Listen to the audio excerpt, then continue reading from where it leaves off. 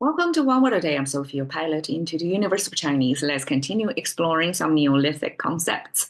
Today's, container picture is guan. And look at the character. It looks pretty complicated, isn't it? And there is a well-aligned look, how consistent this character has been throughout time. So this is about 2,000 years ago dictionary, and this is traditional Chinese. That's more in a direct lineage without a simplification, means removing parts from the character to make it simple. That retains the 2,000 years ago's look most.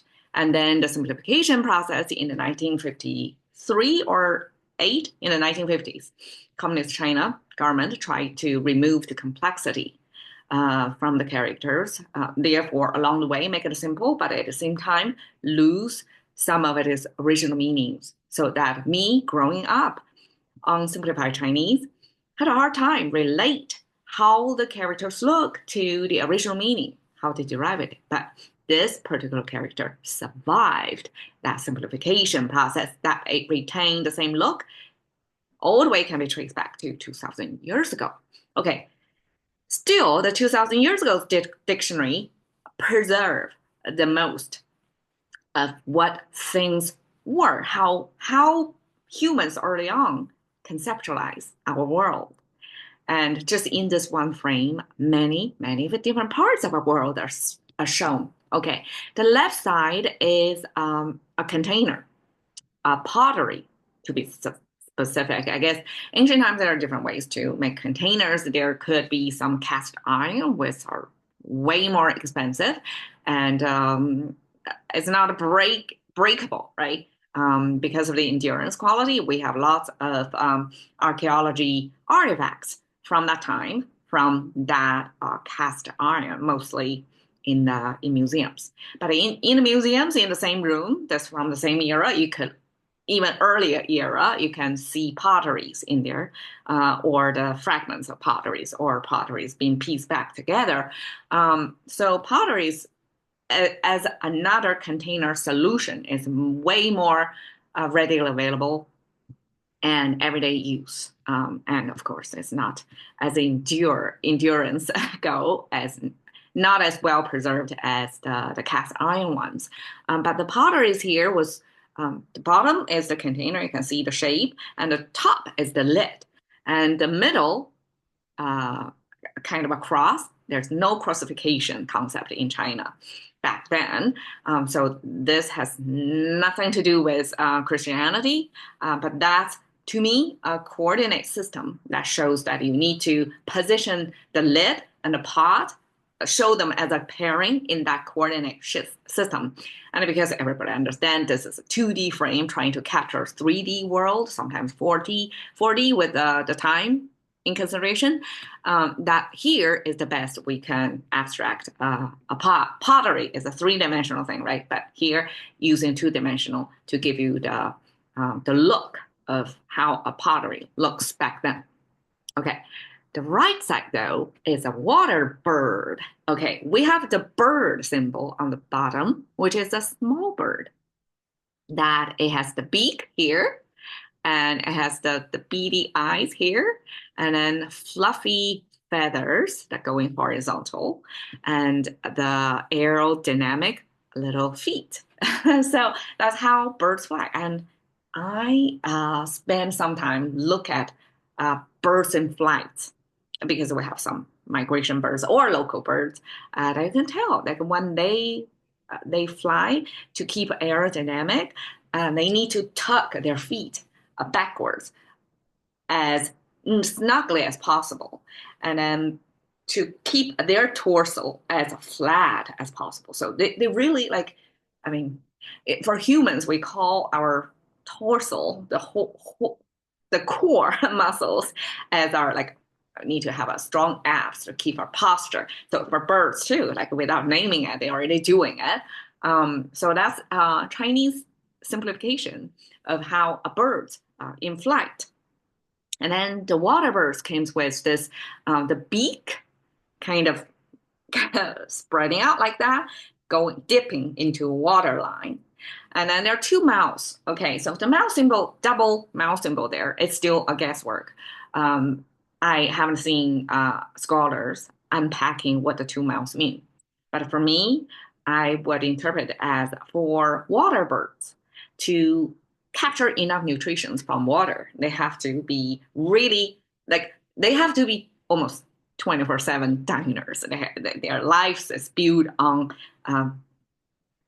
doing this motion and getting into waterfront and keep fill their mouthful of water so that they can capture whatever nutrients in the water. So the two mouth symbol either can mean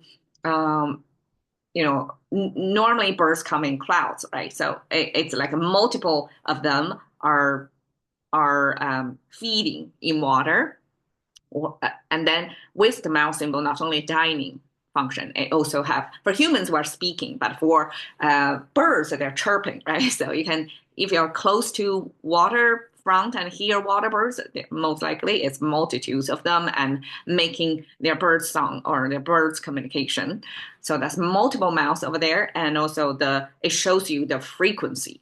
And if we show two mouths, means multitudes of them, those birds are dining or chirping.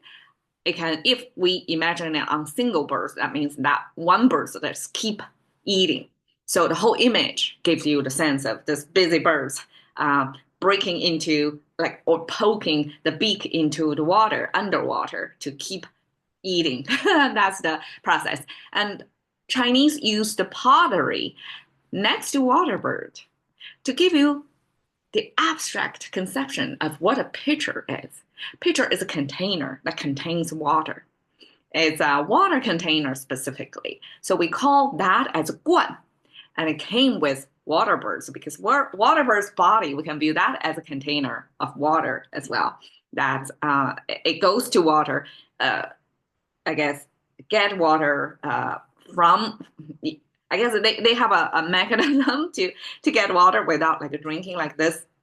Like us, we hold water in a container to drink, use gravity to us, right? But water birds probably can get to water, drink water in their own way without using a straw, right? Okay, so their whole beak probably serves as the straw.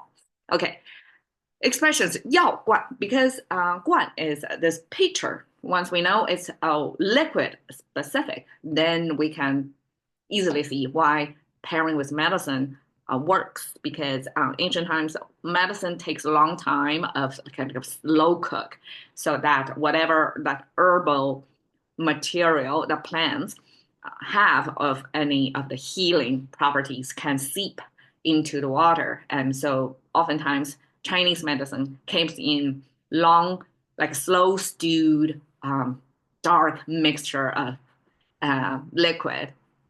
And that comes with a jar, and that's the pitcher, 药罐.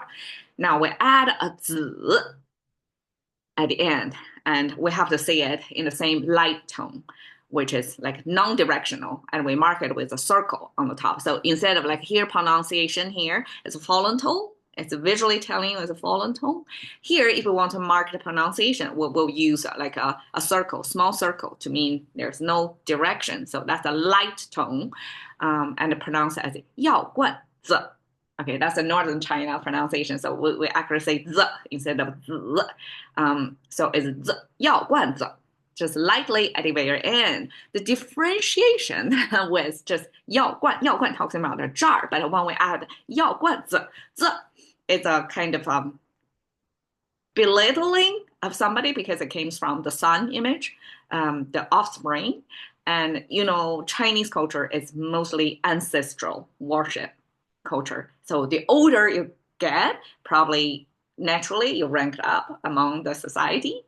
So when we say 子, well, unless we pronounce it fully like 子, it's a different tone. But if we pronounce it lightly, we're kind of belittling, don't take them seriously kind of attitude. So 要罐子 means the person, not necessarily a guy, can be a girl as well. But we pair the 药罐, the symbol of somebody who is attached to the medicine jar, would be somebody who is feed off medicine, like who have to sustain their life with medicine, which, I mean, 药罐子, if we use that definition, we can see many people in our contemporary living kind of live off medicine. They cannot sustain their life without medicine. And so they fill the definition of 药罐子 in Chinese. Okay. 罐装饮料 is, okay, if you look at the individual translation, jar, packaged, drinking material. So packaged is the key word. 装, that means they are sealed in a jar and it's a drinking material. So 罐装饮料 is basically canned drink. Can be alcoholic or non-alcoholic, but it came in that jar. And here we use this jar, even if it's aluminum can, not pottery made anymore. But this character, 罐装, when we pair those two together, contemporary living people have no problem associating that with can, even if that came from the pottery jar concept. All right, so here is how some pitchers or 罐 in Chinese look. Of course, this is for decorative purpose, probably not serving as a function. Probably this one can, or this one can, that serves as the medicine jar or any of the jars that hold liquid in your household. So this is kind of a kitchen utensil and could be specifically for medicine. Eventually, like probably more for the medicine made of clay. All right, so there you go. 罐 pitcher. Thank you for your time. See you another day.